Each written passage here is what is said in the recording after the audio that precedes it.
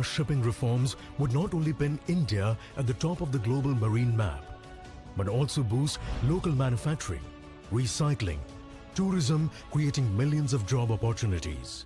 The vision seeks to significantly increase Indian tonnage on Indian-built and Indian-flagged vessels. Most Indian shipping breaking yards today are Hong Kong Convention compliant, and the government is committed towards doubling the capacity and making India the #1 destination for shipbreaking globally. Cruise traffic in the country has risen 5 times, driven by timely and visionary policy-level interventions in the sector. Vision lays out multiple initiatives for India to be the preferred global destination for maritime education, research and training. The Maritime India Vision 2030 offers to take multiple steps in augmenting navigational capacity, seeking private partnership, and all-inclusive and sustainable development for freight passenger and tourism network for our national waterways. In addition to cargo, river cruise tourism will be provided support and impetus. The development of water aerodromes and the provision of seaplane service for the benefit of passengers and tourists is being jointly undertaken by Ministry of Civil Aviation and the Ministry of Ports, Shipping and Waterways of the Government of India. Vision 2030 also provides a roadmap for a comprehensive development and promotion of urban water transport system across major urban centers, which will provide a safe, low-cost mode of transport for citizens. Maritime India Vision 2030 takes Indian maritime sector to world-class levels, generating more than 3 lakh crores of investment, more than 20 lakh jobs, and will provide an unparalleled platform for our port-dependent MSME and local farmers to export their products by gaining access to national and international markets. Led by a visionary leader and followed by a nation, the vision is all set to lead us to an unprecedented phase of development and prosperity.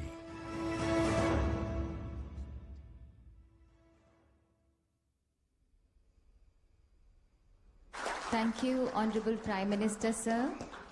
We now request the Honorable Chief Minister of Andhra Pradesh, India, Shri Y.S. Jagan Mohan Reddy ji, to kindly share his views with us.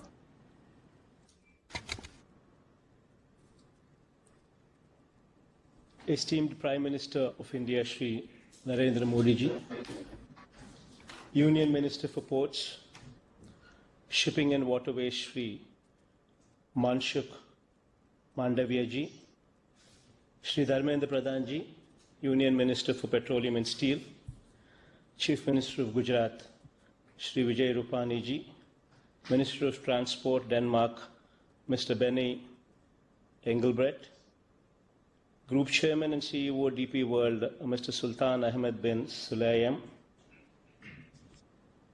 ji, dignitaries from India and abroad, distinguished delegates, ladies and gentlemen. I am confident that India could achieve global significance in the world maritime landscape under the able and inspiring leadership of the Honorable Prime Minister Shri Narendra Modi ji. India in general and the coastal states in particular have unlocked the true potential of the port economy as a driver for industrial growth. And I believe the Maritime India Summit 2020-21 will stand as a remarkable milestone in this illustrious journey. Today, 95% of India's trading by volume and 70% by value is through maritime transport. Indian ports handled approximately 1.2 billion metric tons of cargo traffic in the year 2019-20. And much required policy reforms like 100% FDI, Make in India, Sagar Mala and Bharat Mala have been introduced to ensure exponential growth in the sector. I'm sure that Maritime India Vision 2020-30 document would certainly stand as a testament to the government's commitment in this regard. Sir, I believe that the importance of blue economy in a nation's growth story extends much beyond the maritime trade and the export-import statistics. The true value of blue economy is unlocked only when all the allied sectors, which are directly and indirectly dependent on the oceans, such as aquaculture, maritime and coastal tourism, chemical and biotechnological exploration, shipbuilding, and other port-related industries also mature enough to provide sustainable employment and growth opportunities. The draft of the first ever national fishing policy released by the Government of India in September 2020 is an example of several such solid steps taken in this direction. Honorable Prime Minister, Sir, drawing inspiration from your focused agenda to take India's maritime economy to the next level, Andhra Pradesh state government has taken up a lot of transformative steps to leverage its coastal line of 974 kilometers, which is the second longest in India and the longest on the eastern coast of the country, sir. Today, I am proud to say that Andhra Pradesh is ranked number 1 in the country in Ease of Doing Business Rankings 2020, released by the Ministry of Commerce and Industry, Government of India. See, one of the factors, sir, that contributed to this achievement is the state government's consistent efforts in developing port infrastructure, support ecosystem, and encouraging port-led industrialization. Andhra Pradesh has one major port in Visakhapatnam, sir, 5 functional state ports, and 10 other notified state ports with world-class facilities that handle more than 170 million tons of cargo per annum, second only to Gujarat. Andhra Pradesh state shares 4% of the total Indian exports, and we aim to reach 10% share by 2020-30. Sir. In recent times, several industrial nodes have come up in the state with ports as a focal point for development to further unlock the potential offered by the long coastline of AP. The government of Andhra Pradesh has undertaken development of 3 greenfield ports at Ramayapatnam, Machilipatnam, and Bhavanpadu on an innovative model that mitigates all risks associated with the greenfield port development, thereby making the port operation a risk-free proposition for the private sector. After the development of the port by the government, the operator of the port would be selected on competitive bidding basis, ensuring maximum revenue realization for the government and providing risk-free investment opportunity to the investor. These all-weather, deep-drafted ports are all set to be operational by 2020-23, creating an additional capacity of at least 100 million tons of cargo per annum in the short term, with a potential to grow leaps and bounds in the long term. In order to ensure that the ports operate at their fullest capacities, the state government has consciously taken steps to attract large investments in the sectors ranging from manufacturing, petrochemicals, food processing, pharmaceuticals, etc., which are port dependent. The state government, with the support of the Government of India, while promoting skilling by establishing an aqua university, has also undertaken the development of 8 fishing harbours, establishment of testing labs and cold chain facilities to provide better ecosystem for the aquaculture thereby increasing the share of aqua-related cargo from the ports. All such well-calibrated interventions are designed to promote port-based industries and develop new economic cities driven by the ports all along the coastline of Andhra Pradesh. Lastly, sir, I would like to extend my invitation to the representatives from various companies from India and abroad attending this summit through the Government of India to invest in Andhra Pradesh, and I assure you the best environment for your operations and the fullest support in making your endeavor a successful one. I would like to conclude my speech by once again congratulating the Honorable Prime Minister for his vision behind organizing this spectacular summit with such large number of luminaries from across the world, sharing their ideas and experiences, and thus paving a progressive path for the future of Indian maritime economy. Thank you, sir.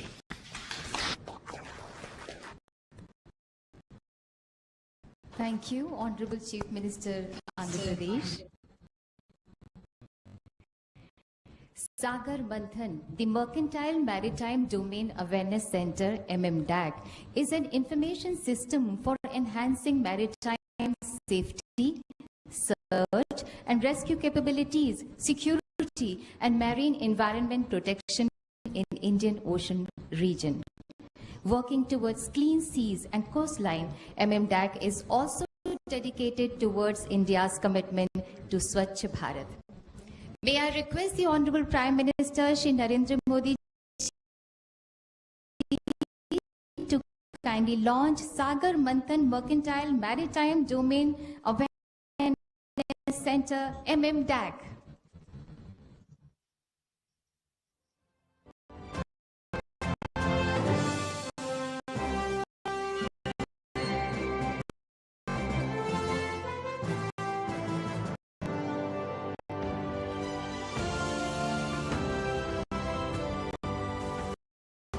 Indian shipping is on the path of remarkable growth. Shipping has inherent challenges requiring constant vigil for ensuring safety and security of life at sea, environment protection and emergency response.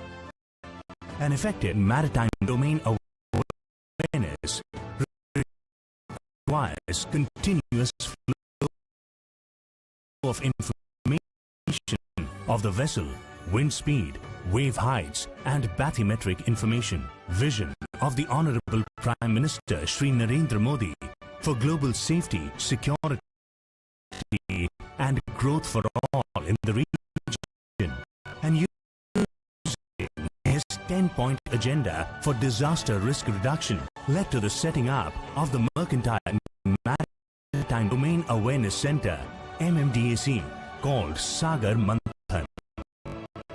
The center is a first-of-its-kind setup using satellite technology and imagery, radio technology, electronic navigational charts, meteorological and oceanic data, and information technology to generate maritime domain awareness for keeping our ships safe, secure, and our marine environment clean. It envisages receiving digital information regarding oceanic data, surface weather information, and identification and location information of ships to overlay on electronic navigational charts to provide complete maritime domain awareness. MMDAC consists of LRIT, which receives information about location of Indian ship anywhere in the world and foreign ships within 1,000 nautical miles of coastline. DG Com Center, which coordinates the communication and response of emergencies, and Maritime Communication System, which establishes satellite and radio communication with ships.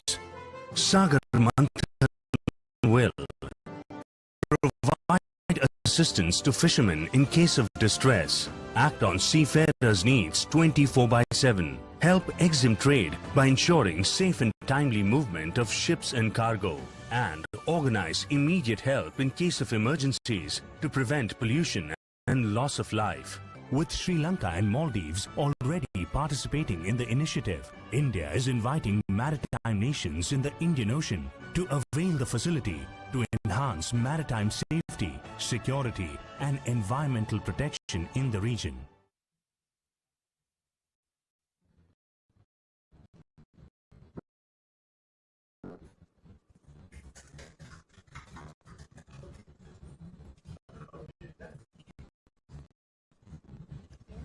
Thank you, sir. I now request the Honorable Chief Minister of Gujarat, Shri Vijay Rupani ji, to kindly speak on the occasion.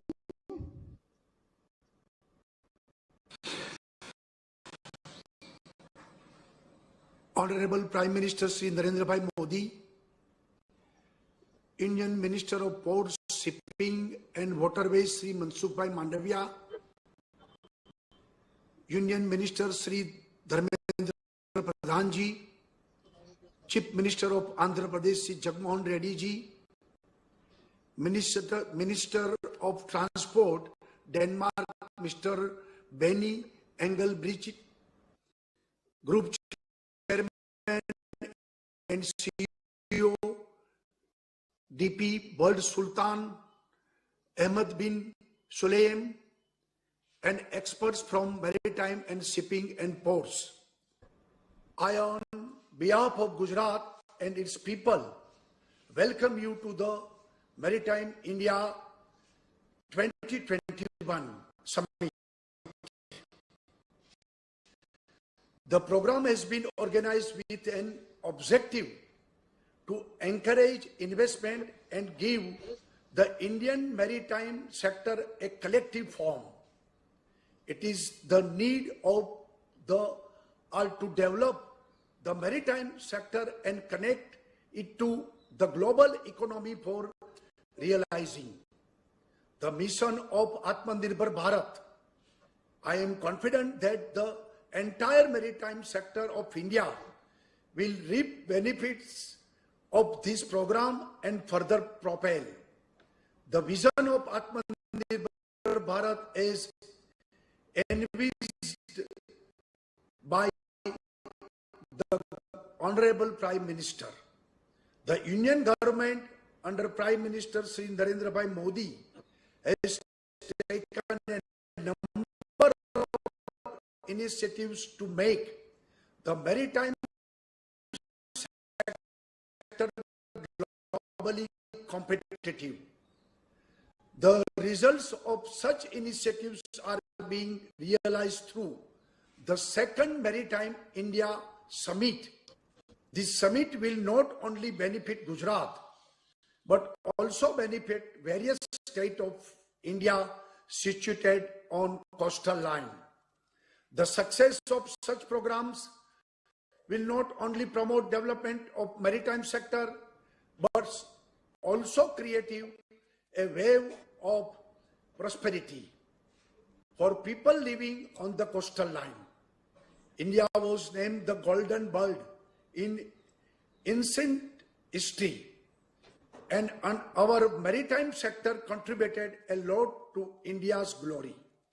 Lothal in Gujarat is India's oldest port, with a history as old as 5,000 years.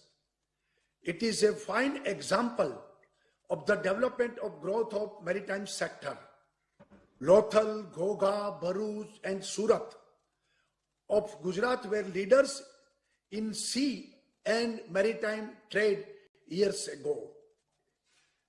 Trade happens with countries like Sri Lanka, Java, Sumatra, Burma, Indonesia and Middle East for spices, wood and many other precious products through these ports. Gujarat has India's longest